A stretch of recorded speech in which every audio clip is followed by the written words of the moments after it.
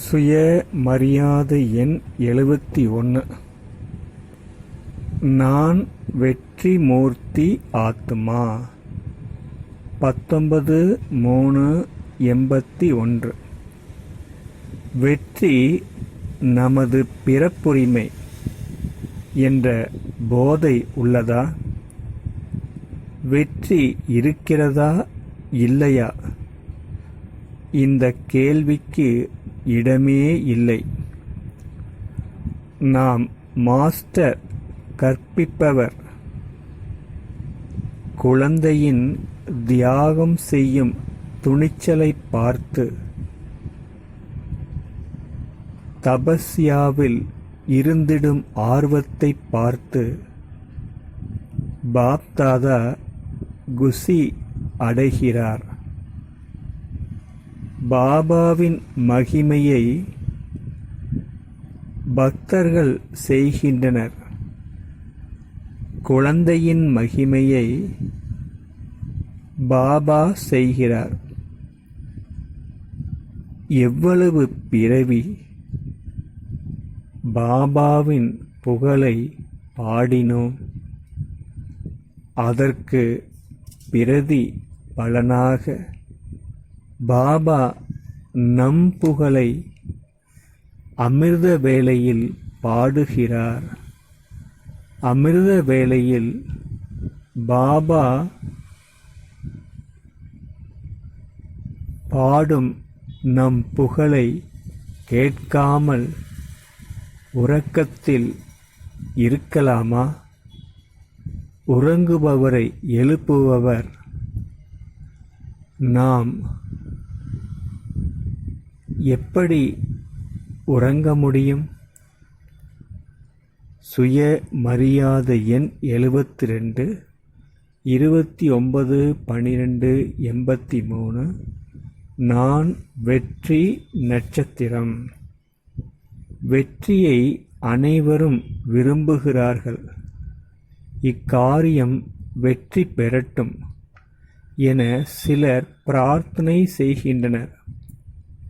வெற்றியை கேட்கின்றனர். ஆனால் நாம் சுயம் வெற்றி நட்சத்திரமாக ஆகிவிட்டோம். நம் ஜட சித்திரம் கூட இதுவரை வெற்றியை வரமாக தந்து கொண்டு இருக்கிறது எனில் நாம் எவ்வளவு உயர்ந்தவர், மகான்! இந்த போதையில் நிச்சயத்தில் இருங்கள். வெற்றியை தேடி செல்பவரல்ல நாம். வெற்றி சொரூபமாக உள்ளோம். வெற்றி நம்மை தேடி பின்னால் வந்து கொண்டே இருக்கிறது.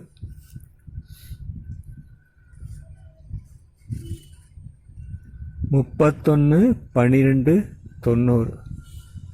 எங்கு சர்வசக்தி உள்ளதோ அங்கு வெற்றி பிறப்புரிமை ஆகிவிடுகிறது. பிராமண வாழ்வில் வெற்றிக்கு சாதனமாக இருப்பது சர்வ சக்திகள் ஆகும். எந்த நேரம் எந்த சக்திக்கு கட்டளை இடுகிறோமோ அந்த நேரம் அந்த சக்தி நம்முன் ஆஜராகும்படி நாம் அதிகாரியாக உள்ளோம். சர்வ சக்தியும் நம் கட்டளைப்படி நடக்க வேண்டும். நாம் நினைவு என்னும் இருக்கையை விட்டு கீழே இறங்கினால் சர்வ சக்தி நமது கட்டளையை ஏற்காது. இப்போதிருந்தே சர்வ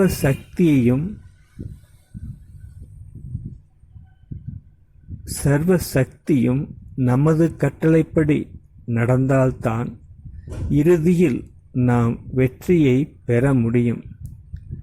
இதற்காக பல கால அபியாசம் தேவை. உலக ராஜ்ய அதிகாரி ஆவதற்கு முன்பு சுயராஜ்ய அதிகாரி ஆகுங்கள். 23/12/93. சிரேஷ்ட பிராமணன் என்றால் ஒவ்வொரு நொடியும் சிரேஷ்டமானவராக இருப்பது. நான் உயர்ந்ததிலும் உயர்ந்த சிரேஷ்ட பிராமண ஆத்மா. இந்த ஸ்மிருதியை வெளிப்படுத்துங்கள். உலகில் நல்ல காரியத்தை துவங்க யாரை அழைக்கிறார்கள்? இதுவரை சிரேஷ்ட காரியம் செய்திட பிராமணர்கள் நிமித்தம் ஆகி வந்துள்ளனர். பிராமண குலத்திற்கு ஏற்ப பிராமணர்களது காரியம் இருக்க வேண்டும். சிரேஷ்ட கர்மத்திற்கு ஆதாரம் சிரேஷ்ட ஸ்மிருதி. நான் பிராமண ஆத்மா. இந்த ஸ்மிருதி தானாக வர வேண்டும். சுயமரியாதை எண் 73. நான் பாப்தாதாவிற்கு சமீப ரத்தினம். 7/4/81. யார் பாபா அருகில் தொடர்பில் இருக்கிறார்களோ அவர்கள் பாபா சமம் ஆகிறார்கள்.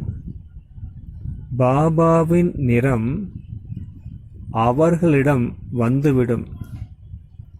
ஒவ்வொரு குணம் சக்தியினை முன்னிறுத்தி அதில் பாபா சமம் வந்துவிட்டதா என சோதனை செய்யுங்கள்.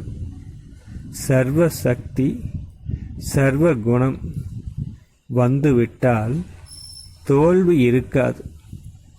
வெற்றியாளர் ஆகிவிடலாம். பாபா கழுத்தின் மாலை ஆகிவிடலாம். மாயாவிடம் தோல்வி அடைவது முடிந்துவிடும். அனுமார் இலங்கையை எரித்தார். தான் எரியவில்லை. இலங்கையை எரிக்கும் மகாவீர் நீங்கள். தன்னை சேவாதாரி என அனுமார் அறிந்திருந்தார். இங்கு யார் சேவாதாரியோ அவர் மாயாவின் அதிகாரத்தை முடித்து விடுவார். அனுமார் இதயத்தில் ராமரே இருந்தார். அதுபோல் ஒரு பாபாவை தவிர நம் மனதில் வேறு யாரும் இருக்கக்கூடாது. தனது தேக ஸ்மிருதி கூட மனதில் இருக்கக்கூடாது. ஓம் சாந்தி. சுய மரியாதை எண் 74 31/12/83. நான் பாபாவுக்கு சமீப ரத்தினம். உடலால் தூரமாக இருந்தாலும் மனதால் பாபாவை நெருங்கி இருக்க வேண்டும். நினைவில் இருக்கும்போதே பாபாவை நெருங்கி இருக்க முடியும். பாபா சப்தமே நம்மை சகஜ யோகி ஆக்கிவிடும். பாபா என்ற சப்தம் நமக்கு தேவையான சாந்தி, சக்தி, சுகத்தை அளிக்கக்கூடியது. பாப்தாதா எப்போதும் ஒவ்வொரு குழந்தையின் விசேஷதாவையே நினைவு செய்கிறார். எவ்வளவு அதிர்ஷ்டசாலி நாம்! பாபா நம்மை நினைக்கிறார். இந்த அனுபவத்தை செய்கிறீர்களா?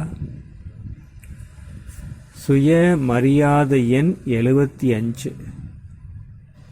நான் பாப்தாதாவுக்கு சமீப ஆத்மா. 17/3/91. சமீபதாவின் அடையாளம் சமமாக இருப்பதாகும். ஒவ்வொரு கர்மத்தில் பாபா சமம் இருக்கும் அனுபவம் உள்ளதா? பாபா என்ன சொல்கிறாரோ அதை செய்பவராக இருக்க வேண்டும். பிரம்மா பாபா திட சங்கல்பம் மூலம் ஒவ்வொரு காரியத்தையும் வெற்றி உள்ளதாக ஆக்கினார். திடதா வெற்றிக்கு ஆதாரம். கர்மமும் யோகமும் ஒன்றாக இருக்க வேண்டும். பிரம்மா பாபா ஒரு பாபா வேறு எவரும் இல்லை என்ற நிலையை செயல்முறையில் இருந்து காட்டினார். ஒருபோதும் மன சோர்வு அடையவில்லை. மன மகிழ்ச்சியோடு இருந்தார். மாயா அசைத்தாலும் அசையாமல் இருந்தார். எவ்வளவு பெரிய ரூபத்தில் மாயா வந்தபோதும் எதுவுமே புதியதல்ல என்று இருந்தார். நொடியில் பறக்கும் கலை மூலம் மாயாவை ஒன்றும் இல்லாதவராக செய்தார். மாயாவை பார்த்து பயப்படவில்லை. காகிதத்தில் வரையப்பட்ட சிங்கமாக கருதினார். அப்படி பிரம்மா பாபாவை பின்பற்றி அவருக்கு சமமாக மாறுங்கள். சுய மரியாதை எண் 76. நான் பாபா சமம் சக்திசாலி ஆத்மா. 11/4/81. சக்திசாலி ஆத்மாவின் ஒவ்வொரு சங்கல்பமும் சக்திசாலியாக இருக்கும். ஒவ்வொரு எண்ணத்திலும் சேவை கலந்து இருக்கும். ஒவ்வொரு சொல்லிலும் பாபாவின் நினைவு இருக்கும். ஒவ்வொரு செயலிலும் பாபா போன்று சரித்திரமும் உடையதாக இருக்கும். பாபா இந்த ஒரு சப்தம் மந்திர சொல்லாகும். பாபா என்ற சப்தம் நம்மை சக்தி சொரூபம் ஆக்கிவிடும்.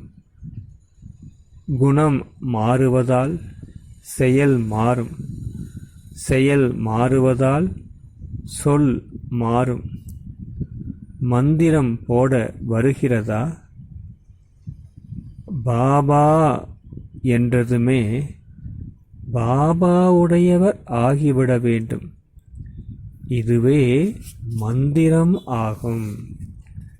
சுய மரியாதை எண் 77 19/11/89.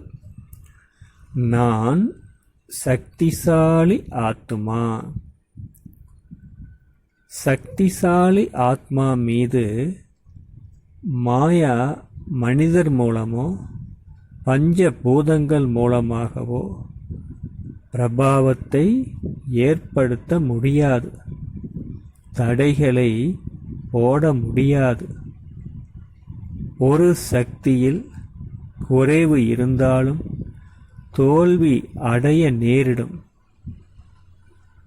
மாஸ்டர் சர்வசக்திவான். உடல், மனம், செல்வம் மூலம் குசி நிறைந்ததாக இருக்க வேண்டும். குசி இருந்தால் 100 1000க்கு சமமாக இருக்கும். குசி இல்லையெனில் 1,00,000 ₹1 தோன்றும்.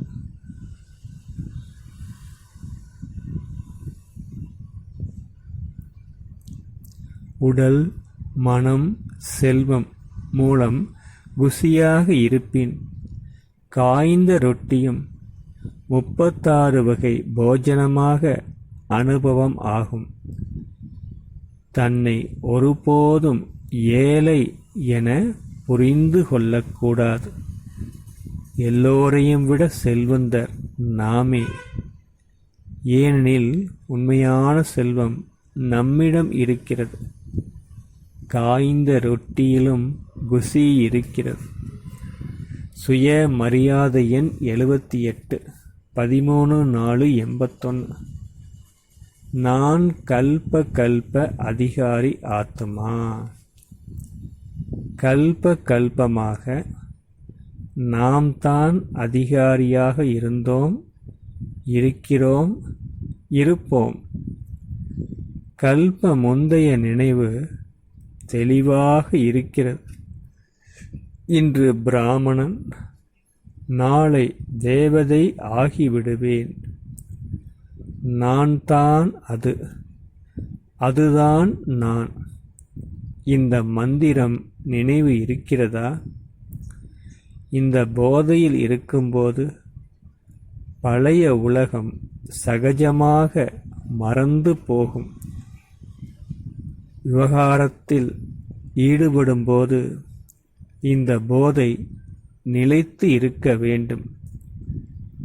தனது பொசிஷனை நினைவில் வைக்க வேண்டும். சதா குசி என்ற போதை இருக்கும். மாயா வரும்போது